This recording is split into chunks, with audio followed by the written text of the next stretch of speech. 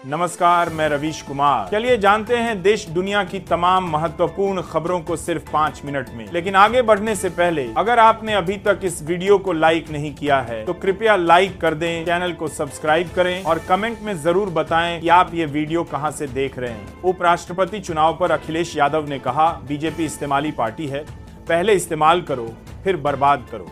यही उनकी नीति है। हमने पूर्व उपराष्ट्रपति जगदीप धनखड़ के बारे में भी देखा है। पूरा देश ये देख रहा है कि पूर्व उपराष्ट्रपति जगदीप धनखड़ क्यों चले गए। चुनाव होने के बाद धनखड़ बाहर आ जाएंगे।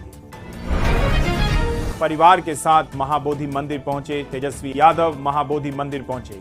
इस दौरान उन्होंने कहा, यह ज्ञान और मोक्ष की धरती है, हम अपने परिवार के साथ यहां आए हैं। भगवान बुद्ध ने दुनिया में जो शांति का संदेश दिया है, नफरत मिटाने का संदेश दिया है, हमारा मानना है कि इसके आधार पर हमें उनके दिए ज्ञान का पालन करना चाहिए और एक अच्छे समाज का निर्माण करना चाहिए, क्योंकि जब तक शांति नहीं होगी तब तक समृद्धि नहीं होगी। इस केस में ट्रंप को बड़ा झटका। न्यूयॉर्क की एक अदालत ने डोनाल्ड ट्रंप की उस अपील को खारिज कर दी है जिसमें उन्होंने लेखिका जीन कैरोल को दिए गए $83 मिलियन के हर्जाने को रद्द करने की मांग की थी। कैरोल ने आरोप लगाया था कि 1990 के दशक में ट्रंप ने एक डिपार्टमेंट स्टोर में उनका रेप किया था।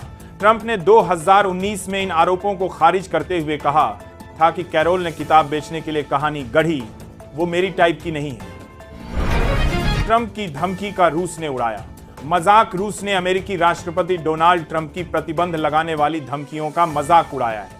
रूस ने प्रतिबंधों को बेकार बताते हुए कहा कि पिछले कुछ समय से अमेरिका ने रूस पर कई प्रतिबंध लगाए गए हैं।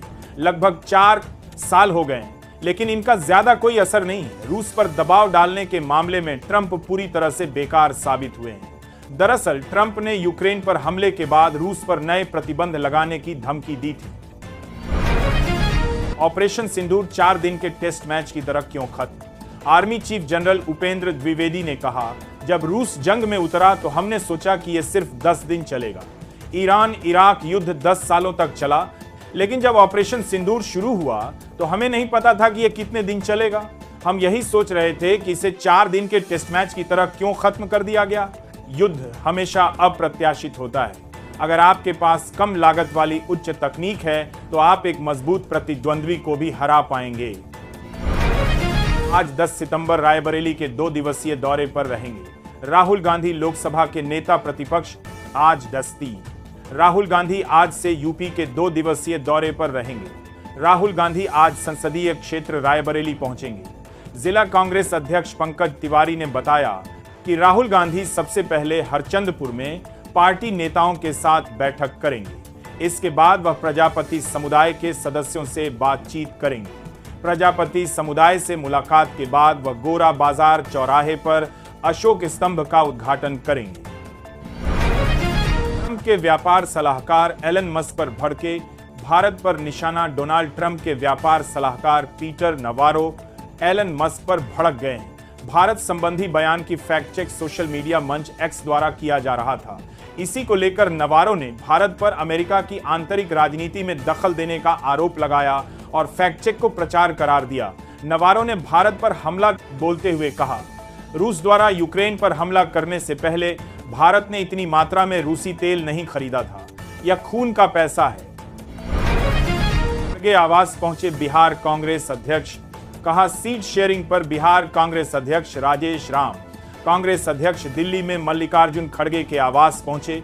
उन्होंने कहा, सीटों को लेकर सभी चर्चाएं इंडिया गठबंधन की बैठक में हो चुकी हैं। सीटों का ब्यौरा बाद में साझा किया जाएगा, लेकिन हम सीट बंटवारे और अन्य सभी मुद्दों पर यहां चर्चा करेंगे और अपने नेता से मार्गदर्शन लेंगे।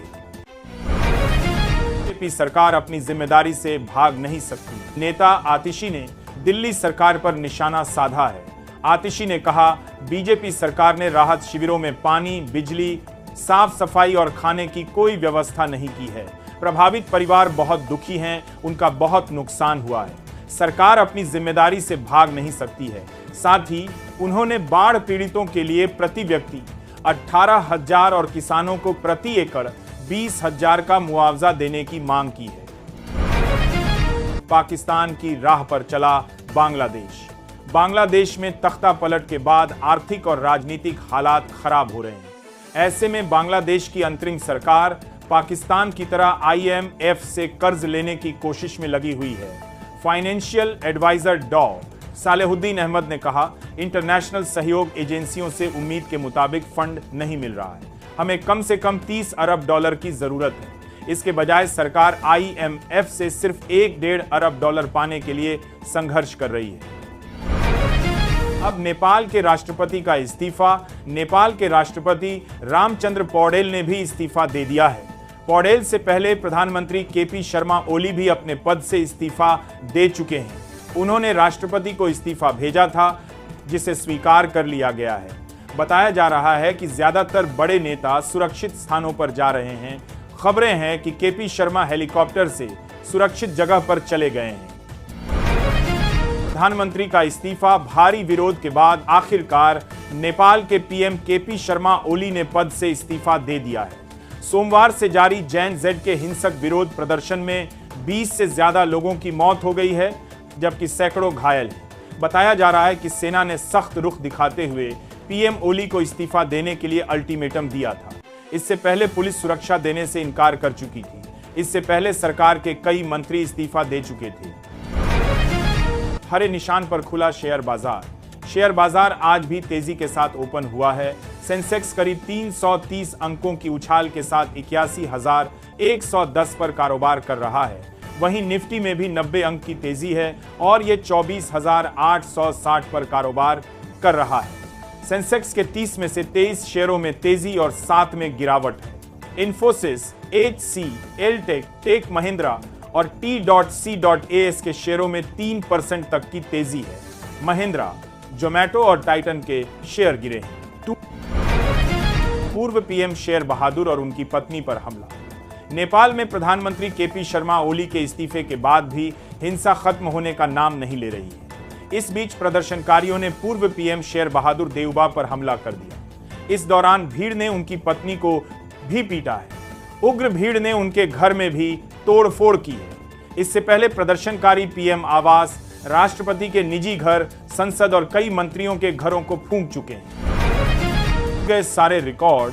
सोना ऑल टाइम हाई। सोने चांदी के दाम आज ऑल टाइम हाई पर पहुंच गए हैं।